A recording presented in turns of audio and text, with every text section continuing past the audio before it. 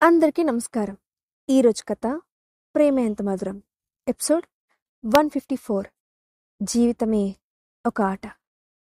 ఇక స్టోరీలోకి వెళ్తే, అక్షయ్ తనను పెళ్లి చేసుకోబోతున్నట్లు న్యూస్ని రిలీజ్ చేయడంతో దాత్రి సంతోషంతో ఉబ్బి తబ్బిబ్బలవుతూ జరిగిన సంఘటనలను గుర్తు చేసుకోవడం మొదలుపెట్టింది. నిజానికి రాజేశ్వరి తనను ఇంటికి రమ్మని ఫోన్ చేసినప్పుడే వాళ్ళు అక్షయ్ని పెళ్లికి ఒప్పించి ఉంటారని ఎక్స్పెక్ట్ చేసింది దాత్రి. ఇన్ని రోజులు తన శ్రమ వృధాగా పోలేదని అనుకుంది. ఈ పెళ్లి కోసం ఆమె రాజేశ్వరి రఘునందన్లకు నచ్చినట్లుండటానికి చాలా ప్రయత్నాలు చేసింది. చివరికి అనుకున్నట్లుగానే వాళ్ళ అభిమానాన్ని సంపాదించింది. వాళ్ళే అక్షయ్ను పెళ్లికి ఒప్పించేలా చేసింది. జరిగినవన్నీ తలుచుకున్న దాత్రి తన ప్లాన్ సక్సెస్ అయిందని ఉత్సాహంతో సంబరపడిపోయింది. త్వరలోనే తాను మిస్సెస్ అక్షయ్గా ఆ ఇంట్లో అడుగు పెడతానని తలుచుకుంటూ ఊహల్లో వ్యవహరించడం మొదలుపెట్టింది. కానీ ఈ పెళ్లి అక్షయ్కి నిజంగా ఇష్టమా లేదా అనే విషయాన్ని ఆమె పట్టించుకోలేదు. ముందు ఆ పెళ్లి జరిగితే చాలని, ఆ తర్వాత అక్షయ్ను నెమ్మదిగా తన దారిలోకి తెచ్చుకోగలనని దాత్రి నమ్మకంగా ఉంది. ఆ ఊహల్లోనే ఉన్న ఆమె తనలో తాను నవ్వుకుంటూ ఉండగా సడన్గా ఆమె ఫోన్ రింగ్ అవ్వడం వినిపించింది. అప్పుడు దాత్రి ఆ ఫోన్ స్క్రీన్ వైపు చూసింది. దానిపై అరుణ్ నంబర్ కనిపించగానే ఒక్కసారిగా దాత్రి మూడ్ ఆఫ్ అయిపోయింది. వెంటనే చిరాగ్గా, ఇప్పుడు ఇతనెందుకు ఫోన్ చేస్తున్నాడు? ఖచ్చితంగా అక్షయ్తో నా పెళ్లి విషయం తెలిసే ఉంటుంది. ఈ టైంలో కాల్ లిఫ్ట్ చేస్తే సెంటిమెంటల్ డైలాగ్స్ మాట్లాడి ఇప్పుడు నా మూడ్ పాడు చేస్తాడు. లిఫ్ట్ చేయకపోతే మళ్ళీ మళ్ళీ చేస్తూనే ఉంటాడు అని అనుకుంటూ ఫోన్ స్విచ్ ఆఫ్ చేసింది దాత్రి. ఆ తర్వాత ఆమె అరుణ్ గురించి ఆలోచిస్తూ, నా గురించి నిజం తెలుసుకున్న అరుణ్ ఆ విషయాన్ని అక్షయ్ దగ్గర చెప్పకుండా లాక్ చేయడానికి ఆ రోజు రాత్రి ఏం జరగకపోయినా జరిగినట్లు బిల్డప్ ఇచ్చి అతన్ని ఎమోషనల్గా గిల్టీ అయ్యేలా చేసి అతన్ని లాక్ చేశాను.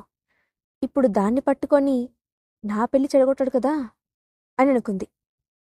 ఆ ఆలోచన రాగానే ఆమెకు ఒక్క క్షణం భయం వేసింది. కానీ అంతలోనే, లేదు, అరుణ్ అలా చేయడు. నేనంటే అతనికి ఇష్టం కాబట్టి నన్ను బ్యాడ్ చేసేలా ఏది చేయడు. అతని విషయంలో నేను కూల్గా ఉండొచ్చు అని తనకు తానే నచ్చచెప్పుకుంది. కానీ ఆమె ఊహను తలకిందులు చేస్తూ 1 గంట కూడా గడవకముందే డైరెక్ట్గా దాత్రి క్యాబిన్లోకి ఎంటర్ అయ్యాడు అరుణ్. అతన్ని గమనించిన దాత్రి వెంటనే అలర్ట్ అయ్యి, హే అరుణ్, నువ్వేంటి ఇలా వచ్చావు? హా, మర్చిపోయాను, నువ్వు కాల్ చేసినట్లున్నావు కదా. నేను వర్క్లో కొంచెం బిజీగా ఉన్నాను, అందుకే లిఫ్ట్ చేయలేదు. ఐఎమ్ సారీ అంటూ చిన్నగా నవ్వింది. అరుణ్ ఆమె మాటల్ని పట్టించుకోకుండా, దాత్రి, అసలు ఏం జరుగుతోందో నాకు అర్థమయ్యేలా చెప్తావా అని సీరియస్గా అడిగాడు. ఆ ప్రశ్నకు దాత్రి అమాయకంగా ముఖం పెట్టి, నువ్వు దేని గురించి అడుగుతున్నావు అరుణ్ అని అడిగింది. అరుణ్ ఆమె వైపు సూటిగా చూస్తూ, నిజంగా నీకు అర్థం కాలేదా? అయితే సరే, నేను నీకు అక్షయ్కి మ్యారేజ్ అని సోషల్ మీడియాలో వచ్చిన న్యూస్ గురించి అడుగుతున్నాను అని అన్నాడు. అరుణ్ ఆమెను అంత హక్కుగా ప్రశ్నించడంతో కొంచెం ఆశ్చర్యపోయింది దాత్రి. ఆయన వెంటనే లైట్ తీసుకుంటూ, ఈ ప్రశ్న నువ్వెందుకు అడుగుతున్నావు అరుణ్? ఇందులో నేను నీకు ఎక్స్ప్లెనేషన్ ఇవ్వాల్సిన అవసరం ఏముంది? నాకు అక్షయ్కి పెళ్లి జరగబోతుందని న్యూస్ వచ్చింది, అంతే కదా. దాని గురించి నీకు ఇప్పటికే తెలుసు. నేను అక్షయ్ని ప్రాణంగా ప్రేమిస్తున్నానని, అతన్ని పెళ్లి చేసుకోవాలని ఎన్ని ప్రయత్నాలు చేశానో కూడా నీకు తెలుసు. చివరికి ఈరోజు నా కల నెరవేరబోతోంది. అయినా నేనే ఈ గుడ్ న్యూస్ నీతో షేర్ చేసుకోవాలని అనుకున్నాను. ఇంతలో నువ్వే వచ్చావు అంటూ రివర్స్లో మాట్లాడింది. ఆమె మాటలకు ఎలా రియాక్ట్ అవ్వాలో తెలియక అరుణ్ స్టన్ అయిపోయినట్లుగా నిలబడిపోయాడు. అప్పుడు దాత్రి అతని వైపు మృదువుగా చూస్తూ, ఏం మాట్లాడవేంటి అరుణ్? నేను అక్షయ్తో హ్యాపీగా ఉంటే చూడ్డం నీకు కూడా ఇష్టమే కదా అని నిదానంగా అడిగింది. ఆ మాట విన్న అరుణ్కి ఒక్కసారిగా పాతాళంలోకి పడిపోతున్నట్లు అనిపించింది. ఒక రాత్రి తనతో గడిపిన తర్వాత కూడా ఆమె ఇంకా అక్షయ్ను కోరుకుంటుందని చెప్తుండటంతో అతనికి ఏం సమాధానం చెప్పాలో తెలియలేదు. ఆమె అక్షయ్ కోసం ఏ స్థానానికైనా దిగజారిపోతుందని అర్థం చేసుకున్నాడు అరుణ్. దాంతో చాలాసేపటి మౌనం తర్వాత అతను చిన్నగా నోరు తెరిచి, ధాత్రి, నువ్వు ఖచ్చితంగా ఈ పని చేయాలనుకుంటున్నావా అని అడిగాడు. ధాత్రి అతని మాటలకు సమాధానం చెప్పలేదు. ఆ మౌనంలోనే ఆన్సర్ని వెతుక్కున్న అరుణ్ పైకి లేచి, సరే, నాకు అర్థమైంది. నువ్వు అక్షయ్ని పెళ్లి చేసుకోవాలని డిసైడ్ అయ్యావు. గుడ్, ఇక నేను బయలుదేరతాను అని చెప్పి వెంటనే అక్కడి నుంచి బయటకు వెళ్ళిపోయాడు. వెళ్తున్న అతని వైపు కళ్ళెత్తి చూసింది ధాత్రి. ఆమెకు ఒక క్షణం పాటు ఏదో తెలియని సాడ్ ఫీలింగ్ కలిగింది. కానీ వెంటనే ఆ ఆలోచనను పక్కకు నెట్టి, నేనిప్పుడు అక్షయ్ను పెళ్లి చేసుకోబోతున్నాను. ఈ టైంలో ఇక వేరే వాటి గురించి ఆలోచించను అని అనుకుంది. ఇంపీరియల్ ప్యాలెస్లో ఆ రోజు సాయంత్రం ఇష్టం లేనట్లుగానే ఇంటికి వచ్చాడు అక్షయ్. అతను రోజు ఇంటికి వచ్చేసరికి పరిగెత్తుకుంటూ వచ్చి తన కాళ్ళను చుట్టుకున్న యువన్ అక్కడ కనిపించలేదు. నవ్వుతూ పలకరించే స్నేహ కూడా లేదు. దాంతో అతను నిస్సత్తువుగా వెళ్ళి సోఫాలో వాలిపోయాడు. యువన్తో కలిసి గార్డెన్లో ఎగరవేసిన గాలిపటాలు, స్నేహతో గడిపిన మధుర క్షణాలు గుర్తుకు వచ్చి అతన్ని డిస్టర్బ్ చేస్తున్నాయి. ఒక్కసారిగా అన్నీ కోల్పోయి తాను ఒంటరివాడైపోయానని అనిపించింది. కాసేపటికి సోఫాల నుండి పైకి లేచి ప్రాణమున్న శవంలా మెల్లగా నడుచుకుంటూ స్నేహ గదిలోకి వెళ్ళాడు. అక్కడ ఆమెతో గడిపిన క్షణాలు అన్నీ చుట్టుముట్టాయి. దాంతో నేరుగా వెళ్ళి బెడ్ మీద స్నేహ పడుకునే ప్లేస్లోనే పడుకొని అతని మనసుకు ఓదార్పును వెతుక్కుంటున్నాడు. ఇంతలో బెడ్కి ఎదురుగా గోల్డ్ ఫ్రేమ్తో ఉన్న ఫోటో అతని దృష్టిలో పడింది. అది అక్షయ్, స్నేహ, యువన్ కలిసి లాస్ట్ టైం ఎస్టేట్కి వెళ్ళినప్పుడు దిగిన ఫోటో. వెంటనే లేచి అక్షయ్ దాన్ని తన చేతిలోకి తీసుకొని స్నేహను, యువన్లను తన చేతితో తడుముతూ, నేను మీ ఇద్దరిని చాలా మిస్ అవుతున్నాను అని ఫోటోతోనే చెప్తూ దాన్ని గుండెలకు హత్తుకోవాలని దగ్గరకు తీసుకుంటూ ఉండగా పొరపాటున ఫోటో అతని చేతిలో నుంచి జారి కింద పడింది. ఒక్కసారిగా ఫోటో పైన గ్లాస్ పెద్ద శబ్దంతో పగిలిపోయింది. అక్షయ్ నిరాశగా పగిలిన ఫోటో వైపు చూశాడు. అందులో నవ్వుతున్న స్నేహ తనను చూసి ఎగతాళి చేస్తున్నట్లుగా అనిపించింది. దాంతో అతను తనలో తానే విరక్తిగా నవ్వుకుంటూ, నా పరిస్థితి చూస్తే నీకు నవ్వులాటగా ఉంది కదా అనుకుంటూ మనసులో బాధను అదిమి పెట్టడానికి ప్రయత్నించాడు. ఇంతలో అతనికి కబోర్డ్లో వైన్ బాటిల్ కనిపించింది. మనసులో బాధ ఉన్నప్పుడు వైన్ లోపలికి వెళ్తే బాధ తగ్గిపోతుంది అంటూ ఒకరోజు స్నేహ సరదాగా చెప్పిన మాటలు అతనికి గుర్తుకు వచ్చాయి. దాంతో వెంటనే వెళ్ళి ఆ వైన్ బాటిల్ తీసుకొని వచ్చి సోఫాలో కూర్చొని హడావిడిగా వైన్ను గ్లాస్లో నింపుకొని వైన్ సిప్ చేశాడు. ప్రస్తుతం ఆ ఇంట్లో ఒక్కడే ఉండడంతో అక్షయ్కు డిప్రెషన్లోకి వెళ్తున్నట్లుగా అనిపించింది. ఆ ఇంట్లో జరుగుతున్న విషయాలేవి బయటకు తెలియకూడదని అనుకున్న రాజేశ్వరి ఆ ఇంట్లో ఉన్న సర్వెంట్స్ అందరినీ కొన్ని రోజుల పాటు పనిలోకి రావద్దని చెప్పి పంపించేసింది. అన్నపూర్ణమ్మను కూడా కొన్ని రోజులు ఆ ఇంటికి దూరంగా ఉండమని చెప్పడంతో ఆమె కూడా రావడం మానేసింది.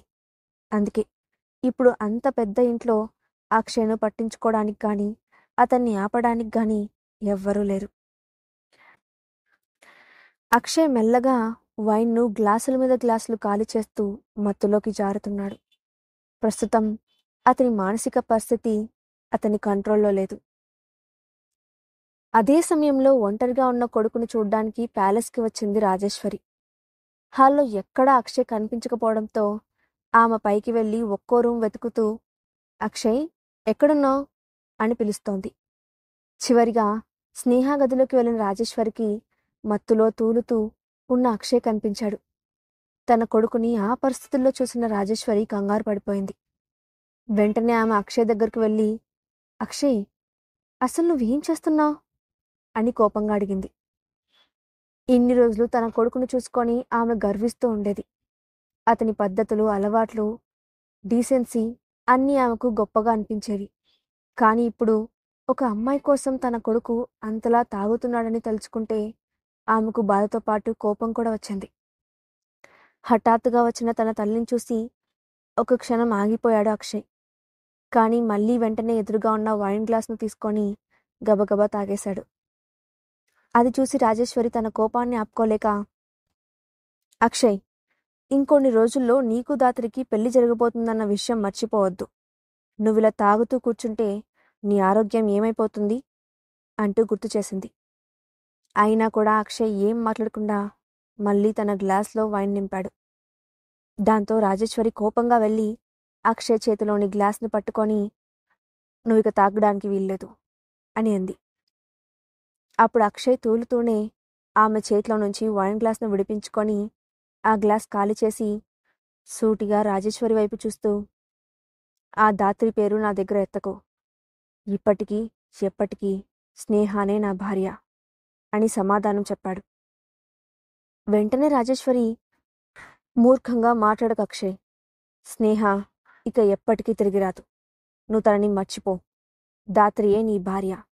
అనవసరంగా నీ మనసు పాడు చేసుకోకు అని అతనికి నచ్చచెప్పడానికి ప్రయత్నించింది. అప్రయత్నంగానే ఆమె కళ్ళల్లో నీళ్లు తిరిగాయి.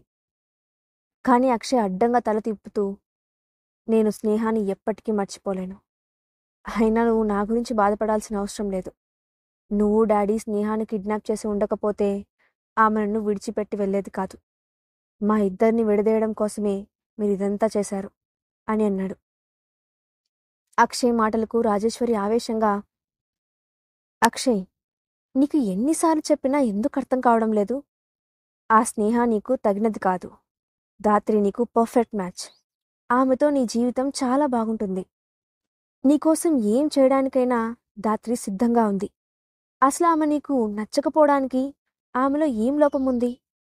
ఇంతగా నిన్ను ప్రేమించే దాత్రి నీ కళ్ళకి ఎందుకు కనిపించట్లేదు అని ఆవేశంగా అంది. ఆమె మాటలు విన్న అక్షయ్ ఒక్కసారిగా తన చేతిలో ఉన్న గ్లాస్ను నేలకేసి కొట్టి, ఇక నువ్వు ఆమె గురించి నా దగ్గర మాట్లాడకు మమ్మీ. ఇదంతా ఆ దాత్రి వల్ల జరుగుతోంది. ఆ దాత్రి వల్ల స్నేహ ఎంత స్ట్రగుల్ అయిందో నీకు చెప్పినా అర్థం కాదు అని అరిచి రాజేశ్వరి వైపు ఆవేశంగా చూస్తూ లోతుగా శ్వాస తీసుకున్నాడు. చూస్తుంటే చాలాసేపటి నుండి అతను తన కోపాన్ని ఆపుకుంటున్నట్లు అనిపించింది. అక్షయ్ ప్రవర్తనకు రాజేశ్వరి కళ్ళ నుండి నీళ్లు రాలిపోతున్నాయి. ఆ స్నేహ వల్ల తన కొడుకు జీవితం పాడైపోతుందని, ఎప్పుడూ లేనిది తమతో అమర్యాదగా ప్రవర్తిస్తూ అందర్నీ దూరం పెడుతున్నాడని అనుకున్న ఆమెకు ఒక్కసారిగా స్నేహపై కోపం ముంచుకొచ్చింది. దాంతో వెంటనే ఆమె కళ్ళ నీళ్లు తుడుచుకొని, సరే, ఇక నీ గురించి నేను పట్టించుకోను. నీ ఇష్టం వచ్చినట్లు చెయ్యి. కానీ ఒక విషయం గుర్తుపెట్టుకో. దాత్రిని పెళ్లి చేసుకుంటున్నావని నీకు నువ్వే సోషల్ మీడియాలో అనౌన్స్ చేశావు. కాబట్టి ఈ పెళ్లికి నువ్వు రెడీగా ఉండు అని హెచ్చరించి అక్కడి నుండి విసురుగా వెళ్ళిపోయింది. ఆ తర్వాత భారీ విల్లాలో అక్షయ్ ఒక్కడే మిగిలాడు. అప్పటి వరకు జరిగిన గొడవ ఒక్కసారిగా ఆగిపోవడంతో ఆ విల్లాలో భయంకరమైన నిశ్శబ్దం ఆవరించింది. అక్షయ్ తన తల్లి చెప్పిన మాటలను గుర్తు చేసుకున్నాడు. స్నేహ ఎప్పటికీ తిరిగి రాదని ఆమె చెప్పిన మాటలే అతని చెవుల్లో మళ్ళీ మళ్ళీ వినిపిస్తున్నాయి. దాంతో అతను కోపంగా లేచి ఆ గదిలో ఉన్న వస్తువులన్నిటినీ ఒక్కొక్కటిగా విసిరికొట్టాడు. ఖరీదైన గాజు వస్తువులన్నీ ఒక్కొక్కటిగా కింద పడి ముక్కలు ముక్కలుగా పగిలి గదిలో చెల్లాచెదురుగా పడిపోయాయి. అయినా అతనిలోని ఆవేశం చల్లారడం లేదు. దాంతో మరో వైన్ బాటిల్ని ఓపెన్ చేశాడు. ఆ తర్వాత రోజు ఉదయం అక్షయ్ని కలుసుకోవడం కోసం అతని ఆఫీస్కి వెళ్ళాడు అరుణ్. కానీ క్యాబిన్లో అక్షయ్ కనిపించకపోవడంతో వెంటనే త్రిపాఠిని పిలిచి, అక్షయ్ ఏదన్నా మీటింగ్కి వెళ్ళాడా అని అడిగాడు. అప్పుడు త్రిపాఠి, లేదు సార్, అక్షయ్ సార్ ఈరోజు ఆఫీస్కి రాలేదు. ఫోన్ కూడా చేశాను, సార్ లిఫ్ట్ చేయలేదు అని చెప్పాడు. దాంతో అరుణ్ అనుమానంగా ఏదో ఆలోచిస్తూ, సరే, నేను ఇంటికి వెళ్ళి కలుస్తాను అని చెప్పి అక్కడి నుండి బయలుదేరాడు. కాసేపటికి అక్షయ్ విల్లాకు వచ్చాడు అరుణ్. కానీ ఎప్పుడూ సర్వెంట్స్తో హడావిడిగా ఉండే ఆ విల్లా ఆ రోజు సైలెంట్గా ఉండడం చూసి అతను ఆశ్చర్యపోయాడు. డోర్ కూడా దగ్గరకు వేసి ఉంది. అదంతా అయోమయంగా చూస్తూ డోర్ బెల్ కొట్టాడు. కానీ లోపల నుండి ఎలాంటి రెస్పాన్స్ లేదు. దాంతో మెల్లగా డోర్ తెరుచుకొని లోపలికి అడుగుపెట్టాడు. అప్పటికే పగిలిపోయిన వస్తువులు ఇల్లంతా పరుచుకొని అతనికి స్వాగతం చెప్పాయి. వాటిని చూసిన అరుణ్ షాక్ అయ్యాడు. ఏం జరిగిందో అని కంగారు పడుతూ, అక్షయ్, అక్షయ్ అంటూ గట్టిగా పిలిచాడు. కానీ ఎవ్వరూ పలకలేదు. ఇంట్లో ఎప్పుడూ ఉండే సర్వెంట్స్ కూడా లేరు. దాంతో విల్లాలో ఎవరూ లేరేమో అనుకొని వెనక్కి తిరిగాడు అరుణ్. ఇంతలో పైన ఉన్న బెడ్రూమ్లో గ్లాస్ పగిలిన సౌండ్ వినిపించింది. ఆ శబ్దం విన్న అరుణ్ కంగారుగా పైకి చూసి అక్షయ్కి ఏం జరిగిందో అని పరిగెత్తుకుంటూ పైన రూమ్లోకి వెళ్ళాడు. డోర్ ఓపెన్ చేయగానే స్ట్రాంగ్గా వైన్ స్మెల్ అతని ముక్కుకు తాగింది. ఖాళీ అయిన వైన్ బాటిల్స్ గది మొత్తం పడి ఉన్నాయి. వాటి పక్కనే నేల మీద స్పృహ లేకుండా పడి ఉన్న అక్షయ్ కనిపించాడు. ఆ దృశ్యం చూసిన అరుణ్ షాక్ అయ్యాడు. వెంటనే పరిగెత్తుకుంటూ అతని దగ్గరికి వెళ్ళి అక్షయ్ అక్షయ్ అని అతన్ని కదుపుతూ లేపడానికి ప్రయత్నించాడు. కానీ అక్షయ్ ఏమాత్రం కదల్లేదు. వెంటనే కిందికి వెళ్ళి కొన్ని నీళ్లు తీసుకువచ్చి అక్షయ్ ముఖం మీద చల్లి అతని చెంపల మీద గట్టిగా తడుతూ అక్షయ్ ఏమైంది, కళ్ళు తెరువు అంటూ గట్టిగా పిలిచాడు. కానీ అక్షయ్ కళ్ళు తెరవకుండా స్నేహ, నన్ను వదిలిపెట్టి వెళ్ళకు, నువ్వు లేకపోతే నేను బతకలేను స్నేహ అంటూ కలవరిస్తున్నాడు. ఆ మాటలు విన్న అరుణ్ మనసు విలువిల్లాడిపోయింది. అక్షయ్, నేను అరుణ్ను, నీకేమైంది, ఒకసారి కళ్ళు తెరువు అంటూ మళ్ళీ పిలిచాడు. అప్పుడు అక్షయ్ మూత పడుతున్న కళ్ళని బరువుగా తెరుస్తూ అరుణ్, స్నేహను వెళ్ళొద్దని నువ్వైనా చెప్పు అని అంటూనే మళ్ళీ స్పృహ కోల్పోయాడు. అతని పరిస్థితిని చూసిన అరుణ్ ఆశ్చర్యపోకుండా ఉండలేకపోయాడు. ఎంత హుందాగా కంపోజ్డ్గా ఉండే అక్షయ్ ఇలా ఒక డ్రింకర్లా ప్రవర్తించడం అరుణ్ని కలవరపెట్టింది. మెల్లగా అతన్ని పైకి లేపడానికి ప్రయత్నిస్తున్న అరుణ్కి అక్షయ్ శరీరం వేడిగా ఉందని అర్థమైంది. వెంటనే అనుమానంగా అతని నుదుటిపై చేపెట్టి చూశాడు. అప్పటికే నుదురు కాలిపోతున్నట్లు వెచ్చగా ఉండడంతో అతనికి జ్వరం వచ్చిందని అర్థం చేసుకున్నాడు. స్నేహ రాదనే బాధ అక్షయ్ జీవితాన్ని మార్చేస్తుందా? దాత్రి పెళ్లి కల నెరవేరుతుందా? నెక్స్ట్ పార్ట్లో చూద్దాం. Thanks for watching.